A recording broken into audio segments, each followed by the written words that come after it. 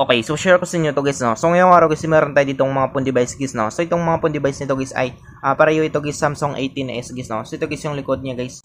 So ang problema dito guys ay no power guys, no. Tapos yung mga button niya guys, out button niya. Yan. So natanggal na guys yung out button niya. So possible guys na mga grounded dito guys yung volume flex nito guys, no. Kung makita niyo kasi guys ay sira na. Yan. Tapos dito guys ay wala na siyang mga SIM tray guys, no. So dito naman sa kabila ay wala na ring out button. Tapos ito sira na rin guys yung power flex niya. Yan. So ipinadala sa atin ito guys para papacheck guys, no. Kapag okay pa daw guys ay bibilan daw guys ng mga pisa ito guys, no, or i-restore natin ito guys. So pinapacheck sa atin guys yung motherboard nito guys kapag okay pa guys yung phone device na ito guys. Yan. So ngayon guys yung gagawin natin dito guys ay check natin ito guys, no. Kung meron siyang mga response. So try natin i-charge. So simula tayo dito guys sa basag guys, no. So try natin kapag meron siyang response. So sira na rin pala ito guys. Yan. So medyo madami itong bilihin guys. Back cover niya, SIM tray, out button, power flex, tsaka yung mga volume flex guys, no. So try natin kapag mag-response siya guys. So wala guys, no. Wala siyang response guys. So try natin, baka maluwang lang guys yung charging port niya. So wala guys. Wala siyang response guys, no. So possible guys na na-stuck ito guys sa owner guys, no. Yan, so wala siyang response, hindi rin siya uminit, wala ring vibrate. Wala ding ilaw guys, no. Yan. So wala siyang response guys. So check natin ito guys. Yan. So tabi natin yan. Sunod tayo dito guys sa isang phone device dito guys, no. So dito, try rin nating i-charge, no. Try natin kapag mag-response. So sabi naman dito guys, hindi naman daw ito nabasa guys ng tubig guys, no. Yan. So ito daw guys ay biglang namatay guys, no. Kung makita kasi ninyo guys ay wala pa itong basag guys yung LCD niya guys, no. Yan. So buo pa ito guys yung LCD nito. Wala pa siyang basag. Hindi katulad dito guys ay basag na ito guys. Yan. So ang problema dito guys ay wala rin itong power guys, no. Wala ding response. Yan. So wala ding ilaw siya. So hindi rin siya uminit guys, no. Pagpakaramdaman natin. Subunutin natin ulit. Saksak natin ulit. Yan. So wala siyang response guys. Hindi rin siya uminit. So no power ito guys, no. So dalawa itong phone device na to guys ay no power guys. So yung ang gagawin natin dito guys ay bubuksan natin ito guys, no. So unahin natin ito guys yung basag guys yung LCD nito. So para mabuksan natin ito guys, una natin gagawin kapag merong SIM tray dito, tanggalin nyo. Sunod natin guys ay gagamit tayo dito guys ng maninipis natin guys na tools guys, no, para mabuksan natin guys yung phone device nito guys. So sa akin guys gagamit lang ako dito guys ng kuko guys, no. So papakita ko sa inyo guys kung paano natin buksan guys, no. So simulan natin.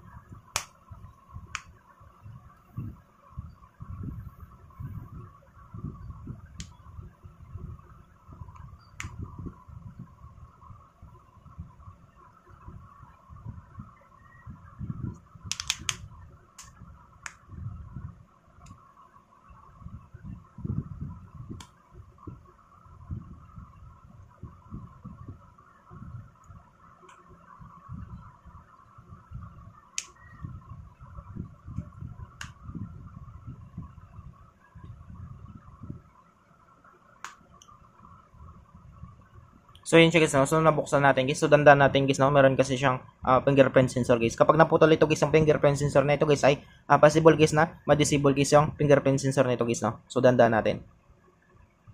Yan. So ito guys yung FPC connector guys ng fingerprint sensor. So ito guys yung loob niya guys, no. So kinalawang pala ito guys. Kung makita nyo guys, no. Yan. So kalawang na guys yung mga bolts nito. So tanggalin natin guys yung mga bolts nito guys, no, para ma-check natin.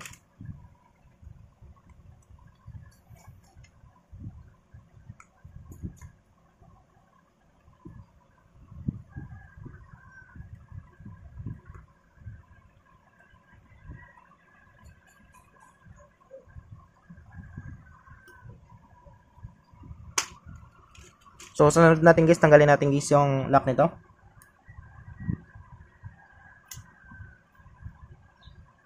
Yan, so tabi lang natin yan guys. So natin dito guys ay tanggalin natin guys yung FBC connector guys ng battery niya guys, no. Or yung tinatawag natin guys na flexible printed circuit dito guys sa terminal niya guys.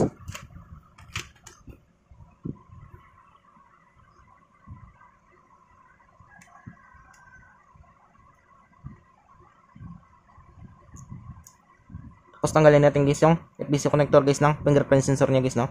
Yan, so tabi natin yan. So matindi guys yung dumi guys ng loob nito guys, no. Yan, sobrang dumi guys. So, ang problema dito guys ay sira na rin ito. So, pwede pa naman ito guys, no? Kapag okay lang sa, ano, sa mayari. So, mas maganda siguro guys, palitan natin dito guys, para mas bago guys, no? Hindi siya sira tignan guys. Yan, so tabi natin yan. So, dito guys, kapag, kung makikita nyo guys, ay possible guys na nabasa ito guys, no? Kasi nga, kinalawang guys yung loob nyo. Yan, so kung makita nyo guys, kinalawang. So, try pa rin natin guys, no? Yan, so sign guys ng tubig guys, no? Yan, so sign guys na napasukan nito guys ng tubig guys yung phone device nito guys, no? Yan, yan siya. So, dito guys sa terminal niya, medyo okay pa naman guys, no? Yan, so meron siyang sign guys na nabasa guys, no? So, try natin ito guys. So, gagamitan natin guys ng analog tester natin guys, no? So, dito guys, sa analog tester natin guys, gagamit tayo dito guys ng times 1 guys, no? 150 mA with continuity. Yan. So, tabi lang natin to guys.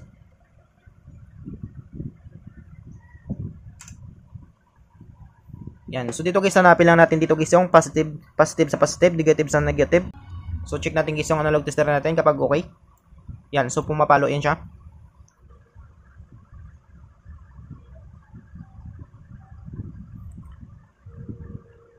So, dito tayo guys sa positive, negative sa negative. So, dapat papalo siya guys, no? Yan. So, kung makita nyo guys, ay pumapalo siya. Kapag balik na rin natin guys, positive sa negative, negative sa positive, dapat hindi siya papalo guys, no? Kapag papalo ito guys, merong shorted guys yung board nito, or possible guys na merong tama guys yung motherboard nito guys, no? So, pag binalaktad natin, yan. So, kung makita natin guys, no, hindi siya pumalo guys. Ibig sabihin guys ay possible guys na good board guys yung phone device nito guys, no? Yan. So, ito guys, na-test na natin ito guys, no? Yan. So, tabi natin yan. So, sunod naman tayo dito guys ay isang phone device nito guys, no? Sunod natin, tanggalin rin natin ito guys yung back cover nito guys, no? Para matest natin guys yung motherboard nito.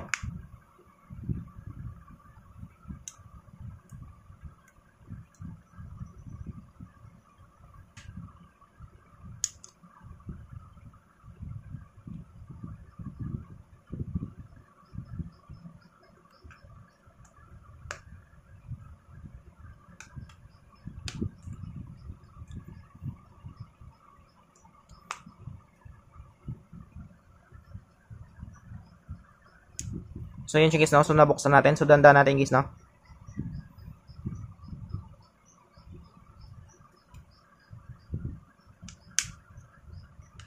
Yan.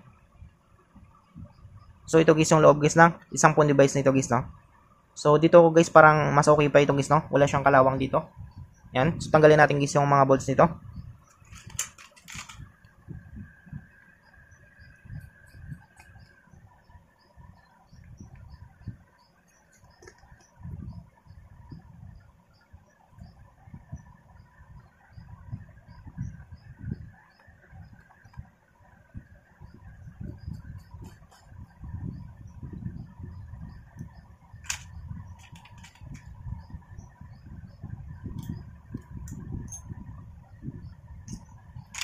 Sunod natin dito guys ay tanggalin natin guys yung FPC connector guys ng battery nito guys, no?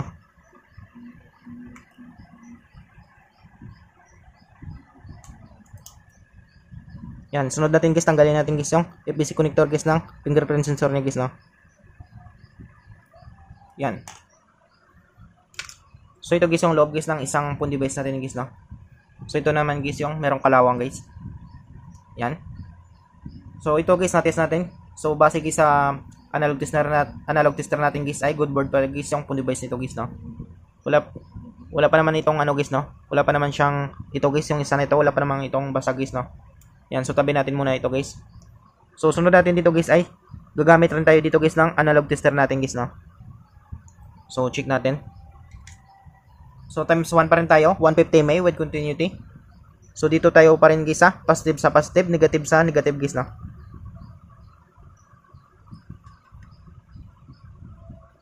Yan. So subukan natin ulit. So dapat ano ito guys, no? Dapat papalo ito guys ng analog tester natin. Yan. So kung makita niyo guys, no? Pumapalo guys. Yan. So kapag binaliktad natin guys yung positive sa negative, negative sa positive guys, dapat hindi siya papalo guys, no? Kapag papalo ito guys, merong tama guys yung board nito guys. Yan. So pumalo siya guys pero once lang guys, no? Ibig sabihin guys yung board nito guys ay good board guys yung phone device nito guys, no? Yan. So para malaman talaga natin, so balik natin guys yung mga FBC connector nito. Yan. So gagamit tayo dito guys ng schematic natin guys, no? So dito natin malaman guys kapag merong pumapasok guys sa na amperahe guys, no? Dito guys sa phone device nito guys. So mag-switch lang ako guys sa type C kasi type C ito guys, no? Yan, so palit tayo ng connector. So type C tayo. So ito guys yung schematic natin dito guys, no? So dito guys sa schematic natin guys, 00 rin siya, 00 ampere yan siya guys, no? Dito 0.0 watts. So kapag ito guys sinaksak natin guys sa phone device guys, so dapat guys ay kakain ito guys ng amperahe guys, no? Yan. So kapag merong kumakain guys na amperahe dito guys, ibig sabihin guys ay merong kumakarga ito guys sa phone device nito guys, no? So subukan natin saksak guys. So kung makita natin guys, yan. So kumakain siya guys ng amperahe guys, no? So sana guys mag-ilaw siya guys. So na-refresh na rin natin guys yung battery nito guys, no? Yan. So kung makita nyo guys, no? Nag-display siya guys. So ibig sabihin guys, buhay guys yung motherboard nito guys, no? Ibig sabihin guys ay tama guys yung reading natin dito guys sa schematic natin guys, no? Yan. So kung makita nyo guys, so buhay pa guys yung phone device nito guys, no? Yan. So meron siyang reading guys 0.4 guys, no? Yan. So meron siyang display guys, no? Ang ano lang dito guys, possible guys na grounded dito guys yung power flexing guys, no? At saka yung volume flex nito guys. Yan, so matigas lang siya guys. Dito sira na talaga. Yan. So kung makita nyo guys, meron yan siyang display. Ibig sabihin guys, ay good board guys yung phone device nito guys. Yan. So dito naman tayo sa merong kalawang guys, no? So ito naman yung merong kalawang. So try natin ibalik yung FPC connector guys ng battery nito. Yan. So meron yan siyang kalawang guys, no? Yan. So subukan natin guys. Ito guys yung mayroong basag guys, no? So 00. So dapat kakain rin siya guys ng amperahe guys, no? Subukan natin guys kapag merong pumapasok guys sa loob guys. Yan. So wala siyang response guys. 0.0. So baka maluwang lang.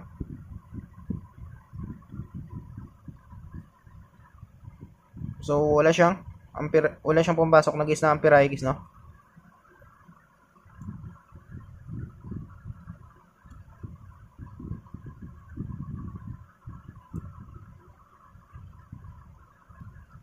Pero guys sa reading guys ng analog tester guys ay good board guys ang phone device nito guys, no? So problema lang dito guys ay possible guys na sira na rin guys ang charging port nito guys, no? So 0.0 ampere guys.